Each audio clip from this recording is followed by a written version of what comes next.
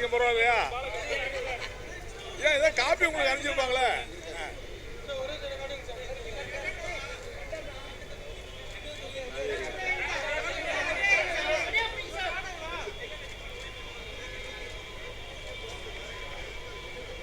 பத்திரிகை மற்றும் ஊடக நண்பர்களுக்கு எங்களுடைய பணிவான வணக்கம். நடைபெற இருக்கிற நாடாளுமன்ற தேர்தலில் இந்தியா முழுவதும் பாஜக என்கிற பாசிச சக்தியை வீழ்த்துவதற்கு இந்தியா கூட்டணி மகத்தான முறையிலே செயல்பட்டு கொண்டிருக்கிறது. பல மாநிலங்களில், உத்தரப்பிரதேசம் உட்பட பல மாநிலங்களில் இந்தியா கூட்டணி கட்சிகளுக்குள்ளே பேச்சுவார்த்தை நடைபெற்று உடன்பாடு ஏற்பட்டு கொண்டிருக்கிறது. அந்த அடிப்படையில் தமிழ்நாட்டிலே திராவிட முன்னேற்றக் கழக தலைமையில் இருக்கிற மதசார்பற்ற முற்போக்கு கூட்டணி கட்சிகள் கடந்த காலத்திலே இணைந்து செயல்பட்டு பாஜகவையும் அதனுடைய கூட்டணி கட்சிகளையும் முழுமையாக நாங்கள் முறியடித்திருக்கிறோம். 2019 தேர்தலிலே ஒரே ஒரு தொகுதியிலே மட்டும் அந்த கூட்டணி வெற்றி பெற்றது. 24வது ஆண்டு நடைபெறுகிற இந்த ஆண்டு நடைபெறுகிற மக்களவை தேர்தலில் பாஜகவோ அதனுடைய ஆதரவு கட்சிகளோ அதிமுக உள்ளிட்ட கட்சிகள் 40 தொகுதிகளிலும் படுதோல்வி அடைவார்கள் என்பது மட்டுமல்ல, எல்லா தொகுதிகளிலும் அவர் டெபாசிட் இழக்க செய்கிற பணியினை திமுக தலைமையில் இருக்கிற மதசார்பற்ற கூட்டணி கட்சிகள் மேற்கொள்ளும். மார்க்சிஸ்ட் கம்யூனிஸ்ட் கட்சியும் அதற்கான பணியை மேற்கொண்டிருக்கிறது. இந்த அடிப்படையில் திராவிட முன்னேற்றக் கழகத்தின் சார்பில் திராவிட முன்னேற்றக் கழக பொருளாளர் அவர்களுடைய தலைமையிலே அமைக்கப்பட்ட பேச்சுவார்த்தை குழுவோடு மார்க்சிஸ்ட் கம்யூனிஸ்ட் கட்சியினுடைய மத்திய குழு உறுப்பினர் சம்பத் தலைமையில் அமைக்கப்பட்ட பேச்சுவார்த்தை குழு கடந்த 2 முறை பேச்சுவார்த்தை நடைபெற்றது. அந்த பேச்சுவார்த்தையிலே நாங்கள் பல தொகுதி எண்ணிக்கை அதிகமாக வற்புறுத்தினோம். ஏற்கனவே 2 இடங்களிலே போட்டியிட்டு நாங்கள் வெற்றி பெற்றிருக்க அந்த சூழ்நிலையில் கூடுதலான இடங்களை வேண்டும் என்று கேட்டிருந்தோம். ஆனால் அந்த பேச்சுவார்த்தையில் ஏற்கனவே பல கட்சிகள் இருக்கிற இந்த சூழ்நிலையில் வேறு சில கட்சிகளும் வர வேண்டிய சூழ்நிலையில் இருக்கிற எண்ணிக்கையை அதிகப்படுத்துவதற்கு வாய்ப்பில்லை என்கிற அடிப்படையில் 2 தொகுதிகள் ஒதுக்குவது என்று தீர்மானிக்கப்பட்டு இப்போது அந்த உடன்பாடு ஏற்படுத்தப்பட்டது.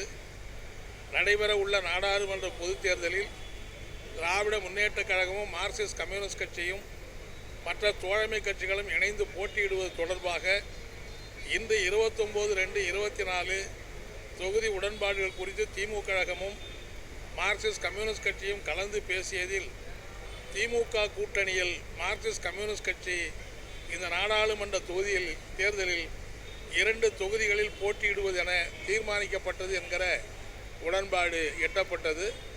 இந்த உடன்பாட்டிலே திமுக தலைவரும் தமிழக முதலமைச்சருமான ஸ்டாலின் அவர்களும் மாண்புமிகு ஸ்டாலின் அவர்களும் மார்க்சிஸ்ட் கம்யூனிஸ்ட் கட்சியின் சார்பில் அவருடைய செயலாளர் இருக்கிற முறையில் நானும் கையெழுத்திட்டிருக்கிறோம். இது அடுத்து பல கட்சிகளோடு இந்த உடன்பாடு ஏற்பட்ட பிறகு எந்தெந்த தொகுதிகள் யாருக்கு என்கிற பங்கீடு பிறகு பேசி முடிப்பது என்று தீர்மானிக்கப்பட்டிருக்கிறது என்பதை நான் தெரிவித்துக் கொள்ள விரும்புகிறேன்.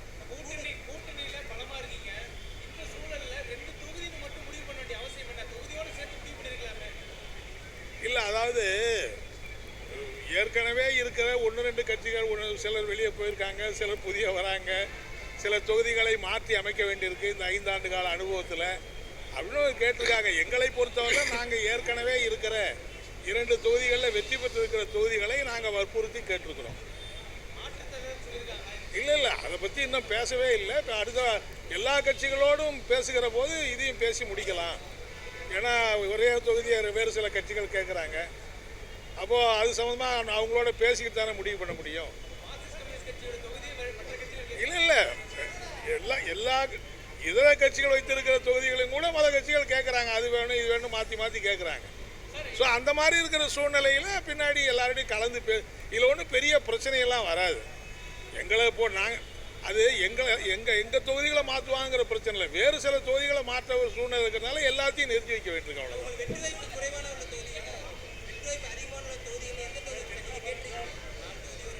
இல்லைங்க, நாங்கள் ஏற்கனவே 2 தொகுதியை வலுவாக வெற்றி பெற்று இருக்கிறோம். 5 வருஷம் இருந்திருக்கிறோம். அதுதான் கேட்டிருக்கிறோம். கூடுதல் தொகுதி நாங்கள் ஏற்கனவே கேட்டிருந்தோம். இப்போ தான் கூடுதல் தொகுதி எண்ணிக்கை இல்லையே, அப்போ அதை போய் கேட்டு என்ன பண்ணுறது?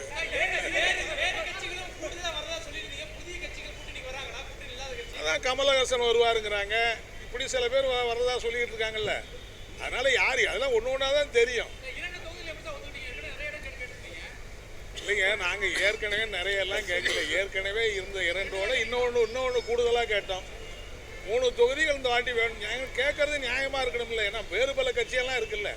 நாங்களும் திமுகவை மட்டும்தான் அதிகமாக கேட்கலாம். பல கட்சிகள் இருக்கிற போது நாங்கள் மட்டும் யாருக்கு எது கொடுத்தாலும் பரவாயில்ல, நாங்கள் மட்டும் 10 தொகுதி கொடுக்கப்போம். எங்களுக்கு இப்போ இந்த 2 தொகுதி ஒதுக்கப்பட்டிருந்தாலும் எங்களை பொறுத்தவரை 40 தொகுதிகளும் எங்கள் தொகுதி என்ற அடிப்படையில் நாங்கள் பணியாற்றுவோங்கிறத தெரிவிச்சுக்கிறோம். அண்மை செய்திகளை உடனுக்குடன் தெரிந்து கொள்ள இணைந்திருங்கள் இயம்நாடு தொலைக்காட்சியுடன்.